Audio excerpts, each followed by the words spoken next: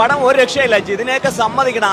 അമ്മാതിരി ചെയ്താണ് ഡയറക്ഷൻ ചെയ്തു വെച്ചിരിക്കുന്നത്. പിന്നെ മമ്മൂക്ക ഇന്ത്യൻ സിനിമയിൽ തന്നെ ഈ ഇങ്ങനെയുള്ള കഥാപാത്രം ചെയ്യാൻ വേറൊരു നടനില്ല. ഇപ്പോഴും പറയുന്നു, വെല്ലുവിളിക്കുന്നു. അദ്ദേഹം ഈ ഒരു റിസ്ക് എടുത്ത് സമ്മതിച്ചാലേ പറ്റും. ആരും ചെയ്യില്ല. അത്രയ്ക്കും വല്ലാത്ത ക്യാരക്ടറാണ് പുള്ളി ചെയ്തിരിക്കുന്നത്. പിന്നെ വിനായകൻ, എല്ലാവരും പടം ഷുവർ ഹിറ്റാണ്, ഉറപ്പാണ്. ഇന്നത്തെ കാലഘട്ടം ആവശ്യപ്പെടുന്ന സിനിമയാണ്, ഇന്നിന്റെ സിനിമയാണ്, പുതുതലമുറകൾക്ക് വേണ്ടിയുള്ള സിനിമയാണ്.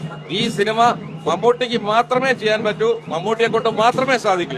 മമ്മൂട്ടിക്ക് കഴിയൂ, മമ്മൂട്ടിക്ക് സമം മമ്മൂട്ടി മാത്രം. ഈ ഒരു വെറുപ്പിക്കുന്ന രീതിയിലായി പോയി കേട്ടോ. നമ്മളൊക്കെ ഭയങ്കരമായിട്ട് സീറ്റ് എഡ്ജ് ആണെന്ന് പറയാം.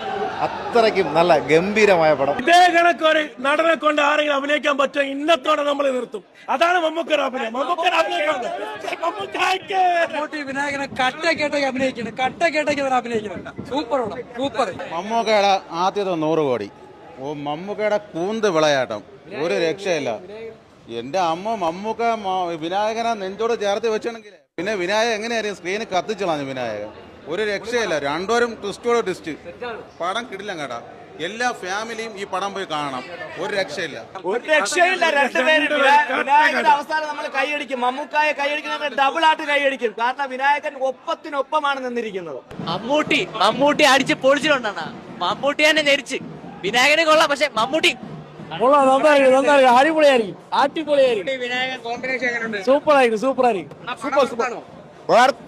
കൊടുക്കണ കാശിന് മുതലാവും. സൂപ്പർ പടം. വിനായകനും മമ്മൂട്ടി അടിച്ച് പൊളിച്ചു.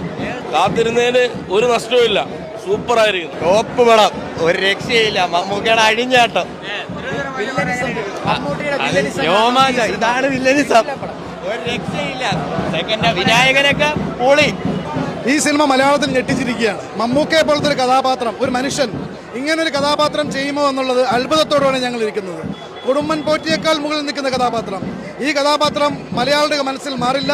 കാലങ്ങൾ കഴിയുമ്പോൾ മതിലുകളുടെ ബഷീറിനെ പോലെ, പൊന്തന്മാടയിലെ മാടയിലെ പോലെ, നമ്മുടെ വടക്കൻ വീരകാതൽ ചന്തുവിനെ പോലെ മായാതെ നിൽക്കുന്ന ഒരു കഥാപാത്രം തന്നെയായിരിക്കും കളങ്കാവൻ.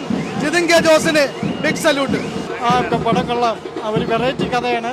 നമ്മുടെ ഈ കുടുംബ ജീവിതത്തിലേക്ക് നടക്കുന്ന പോലത്തെ ഒരു വെറൈറ്റി ഒരു കഥയാണ്. ഇത്തരത്തിലൊരു നെഗറ്റീവ് റോള് മലയാള സിനിമയിൽ മുതിർന്ന ഒരു നടന്മാർ അതിൽ അദ്ദേഹം ഏറ്റെടുത്ത ആ ഒരു അഗ്രസീവിനെ നമ്മൾ അംഗീകരിക്കുക. പ്രതീക്ഷയിന് മുകളിലാണ്. അതായത് വില്ലനാര് നായകനാര് എന്നുള്ള ഒരു കൺഫ്യൂഷൻ പടം തുടങ്ങുന്ന മുതൽ അവസാനം വരെ ഇങ്ങനെ പിടിച്ചിരുത്തിയാണ്.